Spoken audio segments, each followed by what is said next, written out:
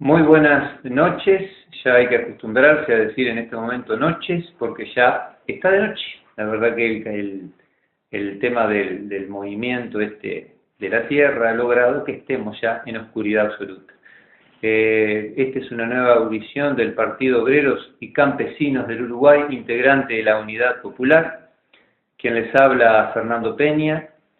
Y como siempre, el saludo grande a todos quienes nos escuchan y los que hacen posible que estemos hoy aquí, tanto Luis Rivas, Roberto Berrejillo, Gunel, Mario, siempre ese esfuerzo denodado por sacar adelante este movimiento, que es tan importante, ¿verdad? Las voces distintas, como le decimos nosotros, esas voces que hoy el capital, el monstruo, las acalla. Estamos viendo cómo prácticamente ya hay muy poca prensa que se pueda considerar libre. La prensa hoy está manejada por el capital, está comprada, se responde simplemente al dinero. Entonces es tan importante, ¿no?, que haya espacios que tengan ese perfil distinto, esa voz diferente, que marque y que pueda crear conciencia, ¿verdad? Una creación de conciencia en la gente, porque ahí es donde realmente uno aprende a ser libre, el pensamiento que no es matrizado. Qué importante, ¿no?, poder lograr eso. Como decía, o por lo menos si lo escuché a él, tal vez no sé si es de su autoría, pero el presidente ecuatoriano, Rafael Correa, cuando dijo, desde que se inventó la imprenta, la libertad de prensa es la voluntad del dueño de la imprenta. Y bueno, y hoy por hoy, tristemente los medios responden al capital, ¿verdad? Es el que compra, el que pervierte y el que matriza. Eso es lo más jodido, porque una sociedad matrizada es una sociedad que es fácilmente utilizable, ¿verdad?, con diferentes fines, tanto para que compre algo, en lo que es toda una campaña de marketing, como para que también apoye a un presidente o a un modelo que de repente no tiene nada que ver con los intereses de esa misma persona, de quien está apoyando, de quien está votando, ¿verdad?, que de repente apoya a un modelo que es contrario a sus intereses. Y bueno, y así es que este mundo se maneja, y es así que necesitamos estas voces distintas, estas voces hoy disidentes, voces que son contrarias a este manejo tan monolítico de la información, que en definitiva es desinformación, ¿verdad?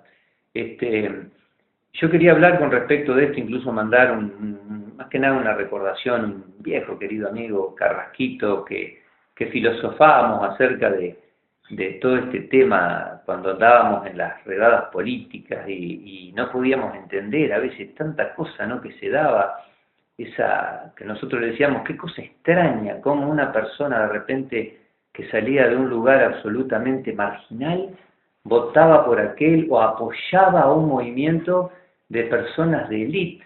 Y uno en ese momento, y dialogando casi siempre con este querido amigo, el otro día lo hablábamos también con Luis Rivas a este tema, y sí, por supuesto, vos conjeturabas de por qué sería, y bueno, y uno pensaba, bueno, es una proyección, decíamos, que hace la persona en ese otro ser humano, pero que como está en otra escala social, es como que él quiere verse ahí, entonces apoya algo que ni siquiera lo representa, porque en definitiva, ¿qué es eso?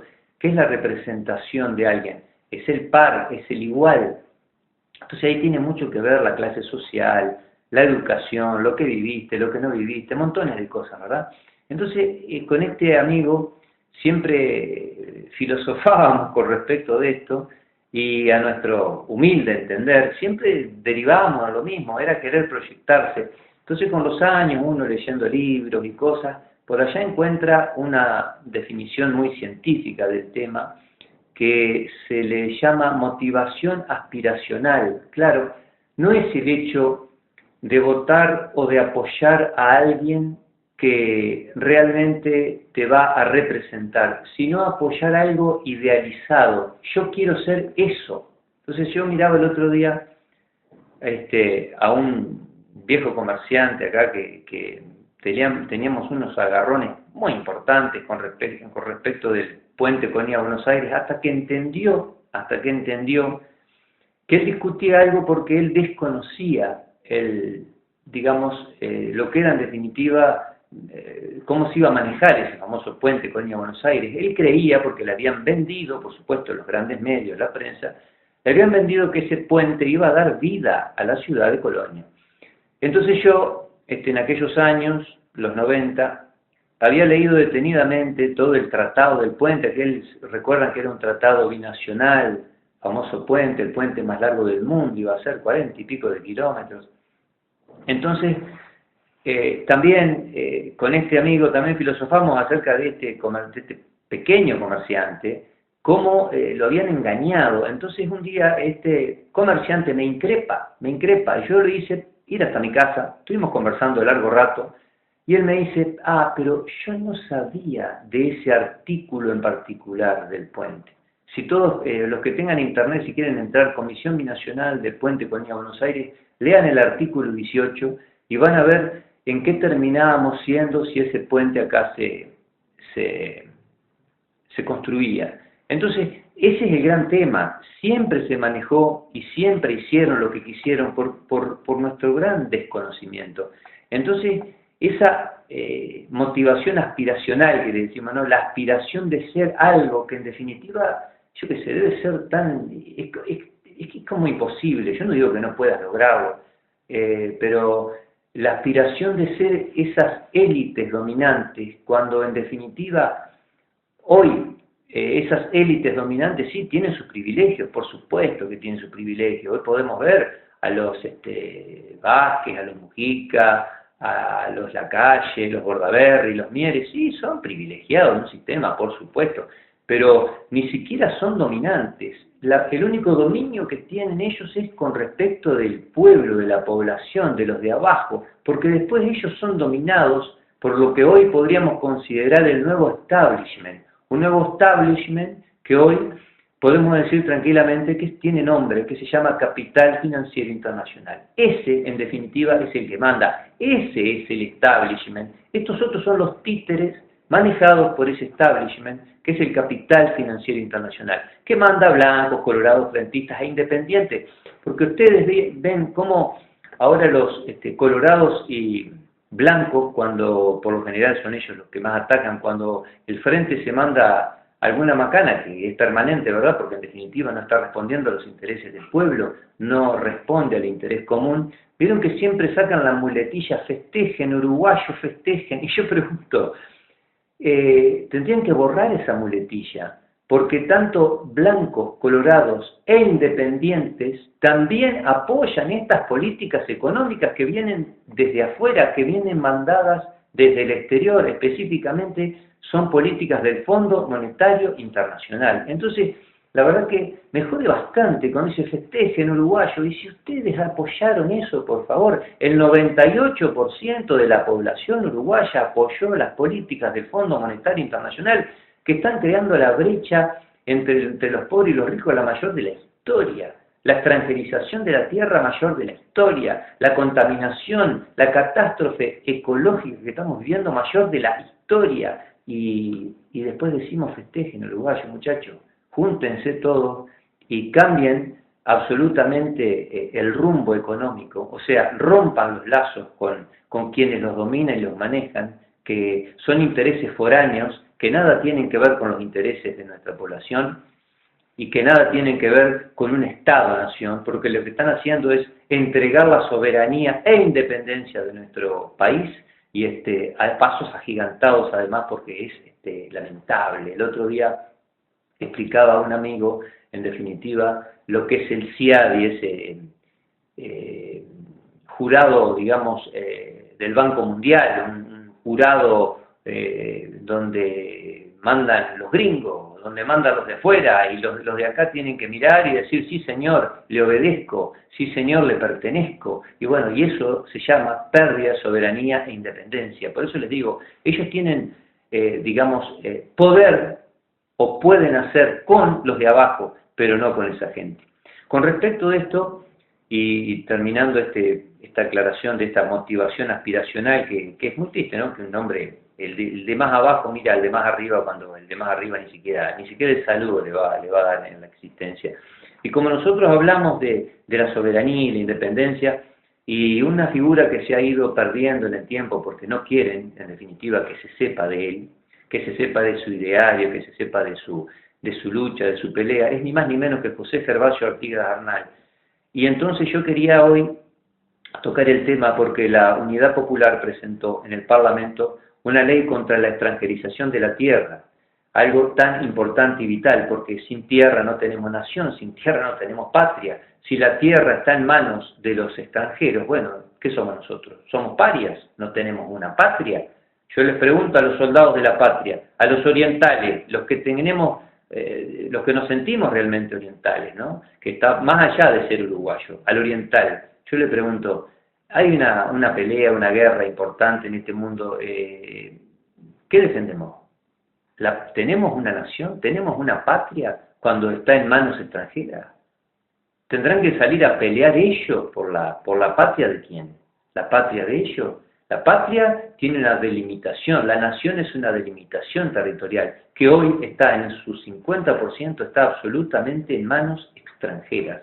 Entonces, la Unidad Popular, porque tiene una esencia artiguista, y yo ahora estaba escuchando Citarrosa y pienso en esta canción que se llama Triunfo Agrario y qué notable, ¿no? Cuando en una parte dice, nos duele hasta los huesos el latifundio, y uno dice, qué realidad, ¿verdad? Ya cada día la tierra lejana, muy lejana de intereses nacionales, intereses del pueblo, y ya está absolutamente entregada por estas políticas entreguistas de pérdida absoluta de soberanía e independencia, por partidos, por estos, en definitiva, estos 4 partidos frentistas, blancos, colorados e independientes que están absolutamente alineados a estas políticas.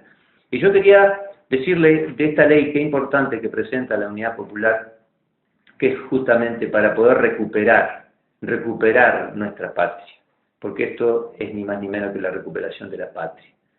Y quería pasarles, les daría una lectura rápida de lo que en definitiva se presenta para detener este disparate que estamos viviendo hoy de la entrega de la soberanía e independencia de la República Oriental del Uruguay, para que vuelva a ser la República Oriental del Uruguay, y no una república celujera, como le dice Guillermo Mació, que me gustó mucho el término, que viene de la celulosa y la soja. Entonces él dice, somos la república celujera.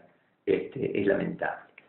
Bueno, el artículo 1 de esta ley, presentada ya por la Unidad Popular, dice así: prohíbase la adquisición de inmuebles rurales y de establecimientos rurales ubicados en territorio nacional por parte de toda persona jurídica privada con participación en el capital de personas físicas y o jurídicas extranjeras o empresas extranjeras. Artículo 2. Prohíbase la adquisición de inmuebles rurales y de establecimientos rurales ubicados en todo territorio nacional a los estados extranjeros, a todo organismo estatal o paraestatal extranjeros, así como a toda forma societaria o asociativa donde participen estados u organismos o empresas estatales o paraestatales extranjeros. Artículo 3. Lo establecido en los artículos precedentes se aplicará a toda constitución de derechos que impliquen uso y goce de inmuebles o establecimientos rurales. Artículo 4. Se prohíbe a las personas físicas extranjeras la adquisición de la propiedad y de cualquier derecho real sobre inmuebles rurales y de establecimientos rurales ubicados en todo o en parte a menos de 50 kilómetros de las líneas limítrofes terrestres y fluviales del territorio nacional con la República Argentina y con la República Federativa del Brasil. Dentro de la zona establecida en el inciso anterior, solo podrán ser titulares de derechos reales y personales que impliquen uso y goce de inmuebles rurales o establecimientos rurales las personas físicas que sean ciudadanos naturales y las personas jurídicas públicas. Fuera de dicha zona, las personas físicas extranjeras solo podrán adquirir inmuebles rurales o establecimientos rurales para explotación agraria una vez otorgada la ciudadanía legal y que además cuenten con 10 años de residencia habitual. En todos los casos solo podrá adquirir hasta 100 hectáreas. Ustedes recuerden el caso de José Gervasio Artigas, cuando hablaba que él también, ¿verdad?, hacía un reparto muy importante en definitiva, donde los más infelices sean los más privilegiados, o sea, darle la tierra a los más jodidos, ¿verdad? La gente, el caso para los más infelices, en su escudo está claro que eran los charrúas, los originarios, los que los habían despojado de sus tierras. Bueno, devolverle las tierras a esa gente. Bueno, por eso es tan importante esto. Queda prohibido el uso de contratos preliminares y otros negocios jurídicos para anticiparse a los plazos previstos en la ley. Quienes hacen llegar al país en calidad de inmigrantes pobres, refugiados o exiliados económicos podrán acudir al Instituto Nacional de Colonización. Acá hago un parate y quiero hablar algo. Ustedes recuerden la gran joda que fue el Instituto Nacional de Colonización. Yo, de la gente que realmente reunía los requisitos para ser colono, no conocía ninguno. El Instituto Nacional de Colonización lo que hizo fue darle tierras a todo aquel que tuviera alguna vinculación política con distintos gobiernos. Ahí vimos a varios políticos que ocuparon tierras muy importantes del Instituto de Colonización. Entonces eso fue otra rosca mafiosa que con esta ley debemos seguir llevarla adelante, que ojalá sea aprobada porque es vital para frenar estos disparates. Y repito, refugiados o exiliados económicos podrán acudir al Instituto Nacional de Colonización. Este deberá otorgar las facilidades necesarias atendiendo cada caso y teniendo en cuenta criterios humanitarios y de solidaridad a efectos de incluirlos como colonos. Artículo 6. Las personas jurídicas privadas no contempladas en las prohibiciones de los artículos precedentes solo podrán adquirir inmuebles rurales o ser titulares de derechos que impliquen uso y goce de los mismos para la explotación del suelo o del subsuelo, o para instalaciones industriales o de servicios o para instalaciones deportivas.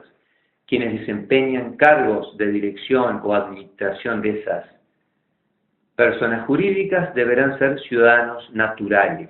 Siempre recordar el tema, que claro, ¿no?, el hecho de decir la tierra que quede en nuestras manos, qué importante, ¿no? La tierra que quede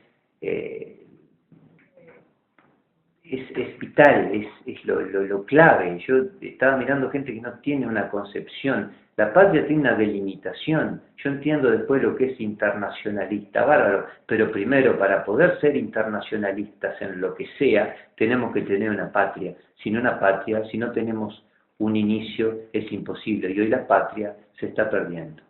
En los instrumentos de enajenación o constitución de cualquier derecho que implique el uso y goce, deberá consignarse el destino que dará el suelo, el adquirente o titular. El Poder Ejecutivo controlará el efectivo cumplimiento de dicha cláusula. Los contratos que no contengan dicha estipulación serán absolutamente nulos y no podrán ser inscritos.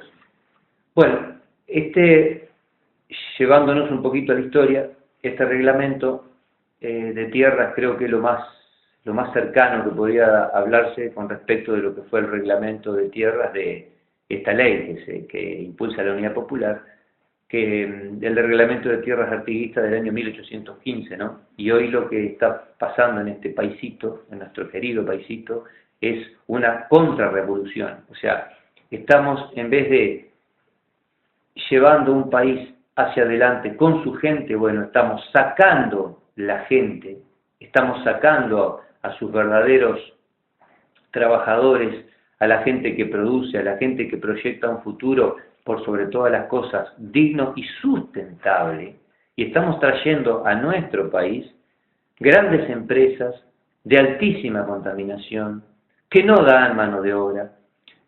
Hay una gran mentira en todo esto. En estos tiempos había una propaganda muy fuerte hecha por la pastera Montes del Plata, en donde hablaba que ellos daban 5.000 puestos de trabajo. Yo quiero recordarles, a nivel de la información que a nosotros nos llegó desde antes de instalarse todas estas plantas, que por la producción que tenían más la tecnología utilizada, quien les puso el dinero para hacer estas plantas, proyectó 2.500 puestos de trabajo, directo e indirecto. Lo que nosotros tenemos, una información absolutamente cabal, es que estas plantas de celulosa dan trabajo a 300 personas. 300 personas, estas plantas de celulosa, en planta. Después tenemos lo que ellos consideran un trabajo indirecto, que es todo lo que es forestal, el resto, y a nivel de transporte. Pero yo les digo, ¿por qué siempre caemos en una verdad a medias o una mentira? Porque si estas plantas de celulosa no existieran y si tuviéramos la plantación forestal y esa forestación fuera colocada, los puestos de trabajo también serían los mismos, exactamente los mismos, menos esos 300 puestos de trabajo que da Montes del Plata, más 300 puestos de trabajo que da la otra planta UPM, que se conoció como el Proyecto Orión. Yo vuelvo a repetirles, el Banco Mundial, que fue quien puso el dinero para estas empresas, proyectó 2.500 puestos de trabajo, y ellos dicen 5.000. Entonces, la mano viene en ese sentido muy torcida, ¿verdad? O sea, creo que acá hay una gran mentira. Los puestos de trabajo indirecto, podrían ser tranquilamente llevados adelante por la forestación, cosa que no sirve la forestación tampoco en este país, porque este es un país agrícola ganadero, el balance siempre es negativo, pero siguiendo con este razonamiento, muy poca gente cree en esos 5.000 puestos de trabajo, porque la forestación da muy poco trabajo. Lo que sí sabemos es lo que dan las plantas. Las plantas dan 300 puestos de trabajo, con una altísima contaminación ambiental furibunda, tanto a nivel por emisiones atmosféricas como por las emisiones de efluentes líquidos. Esto suena hasta no creíble, pero estas plantas tienen están tirando hoy permanentemente al río, a nuestro río, tanto Río Uruguay como ya está más acá Montes del Plata, Río de la Plata, están tirando 1 tonelada por segundo de efluente líquido, altamente contaminado. Todo esto no se habla, todo esto no se dice. ¿Y por qué? Claro, porque si todo esto se habla y todo esto se dice, por supuesto que cambia la visión de las personas o que la gente empiece a cuestionar realmente lo que es esto. Después hoy nos quejamos todos, ¿verdad?, por el aumento de la canasta básica familiar. Y bueno, entre forestación y soja han desplazado a 15.000 familias productoras de alimentos. Estamos hablando del alimento básico, ese primario, que es el que tenemos todos, el pobrerío. Ese primer alimento básico se encarece por el desplazamiento de esta familia, que se estima aproximadamente en 15.000. Y 15.000 familias de productores rurales de alimentos pequeños, se habla también entre 50 y 60.000 personas que trabajaban en el campo. O sea que estamos hablando de un desplazamiento de trabajadores del campo, aproximadamente 60.000 personas pongámosle, si dicen la verdad que nadie les cree, pero 5.000 UPM más 5.000 Montes del Plata, estás hablando de 10.000 puestos. Y habla 60.000 trabajos directos del campo, productores de alimentos, gente que ayuda a la canasta básica familiar para que baje. A mayor oferta de alimento, el alimento baja. Acá no, acá plantamos eucaliptus. Yo pienso, ¿se podrá comer el eucalipto?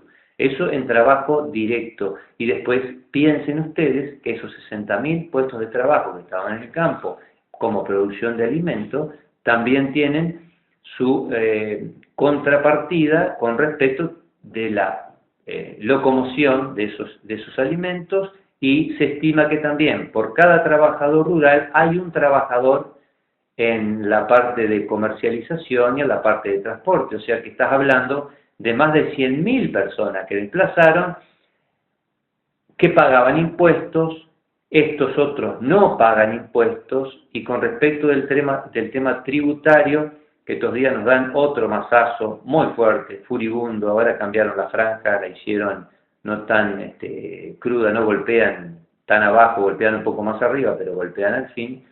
Y quiero que sepan que estas plantas, cuando se habla de déficit fiscal, y estamos hablando de un déficit fiscal reconocido por el gobierno, acá no estamos inventando nada nosotros, reconocido por el gobierno, se habla de 2.000 millones de dólares. Si estas plantas pagaran el impuesto a la renta, a las actividades económicas y el impuesto al patrimonio, recuerden que están en zona franca, ¿verdad? Es como si fueran un país dentro de otro país. Una cosa también, que mayor entrega de la soberanía y la independencia que dar zona franca, que en definitiva nosotros como gobierno no tenemos ningún tipo de injerencia sobre ellas, ¿no? Entonces, decirles que si pagaran impuesto a la renta de las actividades económicas más el impuesto patrimonial, tendríamos, dicho por el propio gobierno, hablaríamos de la mitad del déficit fiscal, 1.000 millones de dólares. Entonces, ¿cuál es el negocio? ¿En dónde estamos parados? ¿Estamos entregando el país? Por supuesto que lo estamos entregando. Entonces, si tendremos que bregar porque esto, la gente tome conciencia, que no se dejen embaucar con toda esta gran mentira y este maquillaje que hacen de números y cifras y que nos dejan tanto. Sí, dejan al comienzo, cuando aparece el boom de la construcción, cuando hay movimiento de transporte, movimiento comercial, pero después se van, y cuando empiezan a trabajar, que empiezan a movilizar todo lo que, en definitiva, lo que contamina, lo que pudre, lo que no sirve para nada, ahí se pierden los puestos de trabajo de toda la gente que desplazan y no dejan nada, no dejan absolutamente nada. Por eso les digo, es tan importante el hecho de escuchar otras campanas, de poder decir, sí, tengo una base de conocimiento suficiente como para poder decir, ¿esto sirve o no sirve? Bueno, yo les digo, el balance que se puede hacer de estas industrias es absolutamente negativo. Los números dan en rojo. Y ni que hablar de la contaminación ambiental. Estamos viviendo, si ustedes, no sé, yo hablaba el otro día con unos amigos que son cazadores y me dicen, mirá, no ves una perdiz, no ves una liebre, las mulitas no existen. O sea, hay un tema que tiene que ver también con la destrucción absoluta de la biodiversidad, porque estas industrias utilizan parvas, toneladas de productos químicos, los famosos agroquímicos, que en definitiva son agrotóxicos, que se van demostrando día a día cómo es el tema, ¿verdad? Cuánta mentira también envuelta en eso. Yo tengo un amigo allá, un vecino, que él me decía del famoso Roundup, este famoso matayuyo, que es un herbicida, y hace poco un periodista ya afamado a nivel internacional le dijo algo muy parecido. Yo le dije a este vecino, le digo, bueno, le digo, si es tan inocuo, tomate un trago. Y este amigo, por supuesto, este vecino me dice, nada que ver con un trago, no. O sea, saben que están mintiendo, en pocas palabras. Entonces, este periodista afamado, haciendo una entrevista a un dirigente importante de Monsanto, estas empresas de la destrucción y de la muerte, también le hizo ese mismo planteamiento. Dice, bueno, ya que esto es inocuo, yo le diría que se tome este vasito que tengo acá, y el tipo le dice, usted se piensa que estoy loco.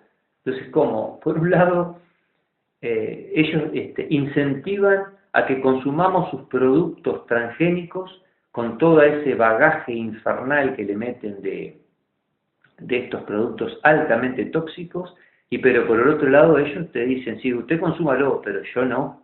Usted coma, usted haga, pero en el caso nuestro no. O sea, claramente les importa muy poco la vida humana, y parece mentira, ¿no? Estamos hablando de empresas multimillonarias que a costa de lo que sea, lo único que les interesa es el lucro, es el ganar, muy poco les preocupa la vida humana y en esas manos estamos quedando, pero estamos quedando en esas manos por la anuencia de nuestros representantes. Y acá no hago distingo, acá cuando hablamos del gobierno, no es el gobierno, no hago distingo, acá no se hacen distingos, acá hay 4 partidos que están alineados al capital financiero internacional, un capital expoliador de recursos naturales, y no solo en Uruguay, en donde pueden entrar, están en el mundo, ellos quieren el libre mercado, quieren meterse, quieren que los Estados-nación sean simplemente figuras decorativas y que nada podamos hacer contra ellos, están en el mundo, y bueno, no podemos dejar seguir siendo utilizados porque pienso que debe primar el saber que tenemos proyección de futuro, que están las futuras generaciones y qué mundo le estamos dejando. Ustedes han visto, los que somos de acá, los que somos de Colonia, acá a nuestros alrededores, nuestras aguas, están en estado catastrófico, sobre todo en épocas veraniegas, cuando prolifera esta cianobacteria.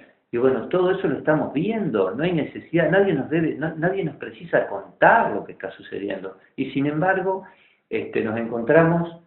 ¿Cómo andamos, Luis? ¿Está? Bueno, me estoy despidiendo y bueno, como reflexión final, el hecho de saber dónde estamos parados, el hecho de poder tener voces diferentes y bueno, un saludo enorme a todos quienes hayan escuchado y bueno, todo esto es interesante, el poder compartir, debatir, incluso hemos hecho llamamientos, el único médico que vino y dio la cara por estos temas fue el querido, y se lo extraña tanto, Gustavo Lima, que habló claramente de todo esto del cáncer en Colonia, y bueno, y tristemente muy poca gente da la cara, evidentemente el interés, los intereses económicos están por encima de la vida, y eso tenemos que frenarlo. Hay que poner en el centro al ser humano y no al dinero. Muchas gracias y hasta una próxima audición del Partido Obreros y Campesinos por Impacto, el próximo martes a las 19 horas.